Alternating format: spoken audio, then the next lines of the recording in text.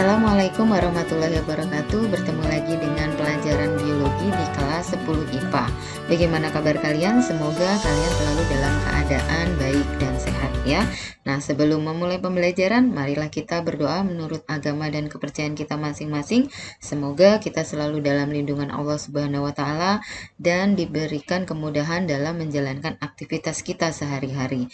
Nah, semoga kalian diberikan kemudahan dalam aktivitas belajar ya. Kalian diberikan kemudahan dalam menyerap ilmu, memahami ilmu yang diberikan oleh semua guru. Nah, kali ini kita akan belajar biologi. Nah, materinya tentang apa? Nah, sebelum itu kita akan lihat gambar ini. Nah, ini adalah gambar penyakit ya. Menjijikan sekali ya. Nah, ini adalah gambar penyakit diare. Kemudian ini adalah gambar penyakit TBC. Nah, ya kalian sudah tahu penyakit apa itu. Kemudian apa penyebab dari penyakit diare dan TBC? Ini disebabkan oleh mikroorganisme. Nah, mikroorganismenya ya, ini bisa disebabkan oleh Escherichia coli, ini bisa disebabkan oleh Mycobacterium tuberculosis. Nah, ini golongannya atau jenis makhluk hidupnya adalah bakteri. Kemudian ini juga produk dari susu ya, susu asam, kita biasa menyebutnya yogurt, itu juga pembuatannya dibantu oleh mikroorganisme yang tergolong ke dalam bakteri ya. Nah, ada yang tahu nama bakterinya apa? Nah, nama bakterinya adalah Lactobacillus bulgaricus ya, salah satunya. Kemudian ini juga produk makanan ya, nata de coco yang biasa suka ada di es campur. Kemudian ini keju. Nah, ini juga ada di berbagai jenis roti yang biasa kita makan. Ya, ini pembuatannya juga dibantu oleh mikroorganisme. Ya, ada yang ingat ini? Kalau di pelajaran SMP, mikroorganismenya apa? Yaitu adalah Acetobacter psilinum yang membantu pembuatan nata de coco. Bahan dasarnya adalah air kelapa. Kemudian keju, bahan dasarnya susu, dibantu oleh mikroorganisme yaitu Lactobacillus casei, itu juga salah satunya ya. Nah, berbagai penyakit, produk makanan dan minuman ya, itu adalah termasuk ke dalam bakteri yang akan kita bahas kali ini. Nah, tujuan dari pembelajaran ini adalah kalian dapat mengidentifikasi struktur, cara hidup, reproduksi, dan peran bakteri dalam kehidupan. Nah, perannya sudah Ibu contohkan tadi. Dapat menyebabkan penyakit, dapat juga membantu kita manusia untuk membentuk produk makanan maupun minuman.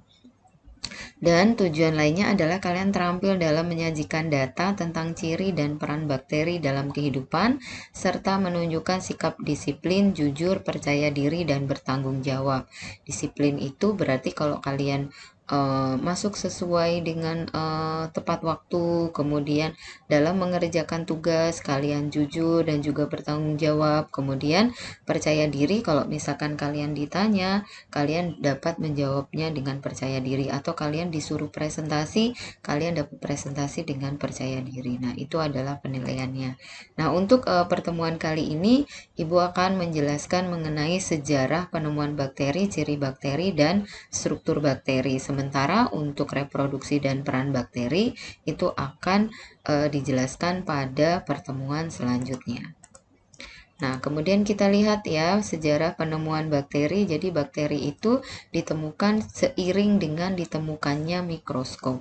Kita tahu mikroskop itu untuk melihat makhluk hidup yang mikroskopis atau yang kecil-kecil atau yang ukurannya mikron. Nah, mikroskop ini ditemukan oleh Antony van Leeuwenhoek pada tahun 1674. Kemudian Antony van Leeuwenhoek itu mengambil air rendaman jerami, kemudian ditaruhlah di kaca objek mikroskop, kemudian dilihat, oh ternyata di air itu ada mikroorganismenya. Nah, kemudian mikroorganisme itu diteliti, kemudian pada tahun 1828 Ehrenberg itu memberikan atau memperkenalkan nama mikroorganisme yang dilihat di air tadi itu sebagai bakterium atau kita kenal sebagai bakteri. Nah, itu adalah sejarahnya. Kemudian kita lihat ciri bakteri. Yang pertama, ukurannya adalah mikron, jadi tidak bisa dilihat dengan mata biasa, harus dengan bantuan mikroskop ya, dengan bantuan mikroskop. Kemudian Bakteri yang terkecil, nah di sini dikasih informasi ya, itu namanya Mycoplasma, ukurannya 0,12 mikron. Kemudian bakteri terbesar Thio margarita, ukurannya 200 mikron. Kemudian sifatnya adalah prokariotik. Apa artinya prokariotik? Artinya tidak mempunyai membran inti. Nanti dijelaskan lebih lanjutnya di struktur bakteri ya. Kemudian tubuhnya itu adalah uniseluler atau hanya terdiri dari satu sel. Kemudian kalau dibandingkan dengan kita manusia itu terdiri dari banyak sel atau disebut dengan multiseluler. Oke, kemudian bakteri itu aktif bergerak. Jadi sebagian besar bakteri itu mempunyai flagel untuk membantu dalam bergerak. Jadi biasanya bakteri itu hidup dalam kondisi lembab atau yang ada airnya. Karena kalau dalam kondisi yang kering biasanya dia tidak aktif atau akan mengalami kematian. Kemudian bakteri itu mempunyai kemampuan reproduksi yang cepat. Caranya dengan membelah diri atau disebut dengan pembelahan biner. Nah, membelah diri ini dari satu sel menjadi dua sel. Waktunya biasanya antara 15 sampai 20 menit. Jadi dalam 1 jam dia bisa dari satu sel dia bisa menjadi 8 sel. Karena kemampuan reproduksinya yang cepat, ya, ini biasanya digunakan oleh manusia untuk berbagai keperluan. Nah, biasanya digunakan untuk membuat keju atau yogurt, prosesnya melalui proses fermentasi. Kemudian bakteri itu dia sebagian besar dia tidak berklorofil. Artinya dia mendapatkan makanannya dari lingkungan atau disebut dengan heterotrof. Kemudian sebagian kecil bakteri itu dia mempunyai klorofil ya, sehingga dia dapat membuat makanan sendiri atau yang disebut dengan autotrof. Nah, prosesnya bisa melalui fotosintesis. Kemudian habitat bakteri itu bisa di mana saja. Ya, bisa di tanah, di air, di udara, atau dia menempel atau parasit pada makhluk hidup lain. Kemudian kita akan membahas struktur bakteri. Nah, kita lihat dari yang paling luar. Ya, paling luar itu biasanya dia punya lendir atau kapsul. Kemudian lapisan keduanya itu adalah dinding sel. Komponen utamanya adalah peptidoglikan. Nanti kita akan bahas satu-satu ya. Kemudian layer ketiganya atau lapisan ketiganya adalah membran plasma atau membran sel. Kemudian baru di dalamnya terdapat cairan. Nah, di keduanya ini sama ya bakteri. Nah, ini sitoplasma. Nah, di dalam sitoplasma ada inti ya, DNA yang tidak mempunyai membran. Karena itu disebut dengan prokariotik. Kemudian baru ada organel yang lain. Ada ribosom ya, ada mesosom, ada plasmid yang kita akan bahas satu-satu fungsinya. Oke, kita akan bahas ya fungsinya. Jadi yang pertama bakteri itu dia mempunyai flagel. Ya, flagel itu fungsinya untuk bergerak. Nanti kita akan bahas bahwa macam-macam bakteri berdasarkan flagelnya. Kemudian kapsul ya, lapisan paling luar, dia biasanya berupa lendir ya, terdapat di luar dinding sel berupa lendir yang terdiri dari glikoprotein.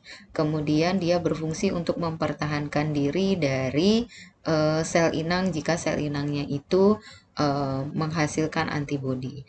Kemudian lapisan yang kedua adalah dinding sel, komponen utamanya adalah peptidoglikan. Kemudian dia berfungsi sebagai pelindung. Jadi kapsul dan dinding itu fungsinya sebagai pelindung. Kemudian yang ketiga adalah membran. Ya, membran plasma atau membran sel terdiri dari lemak dan protein ya. Sifatnya semi-permeable, artinya hanya zat tertentu yang dapat keluar masuk dengan mudah melewati membran, terutama adalah zat yang kecil-kecil. Ya, jadi kalau karbohidrat itu yang ukurannya besar, maka yang bisa melewati dengan bebas itu adalah glukosanya. Oke ya, jadi membran itu fungsinya adalah untuk keluar masuknya zat ya. Kemudian yang selanjutnya adalah sitoplasma, itu adalah cairan yang ada di dalam sel.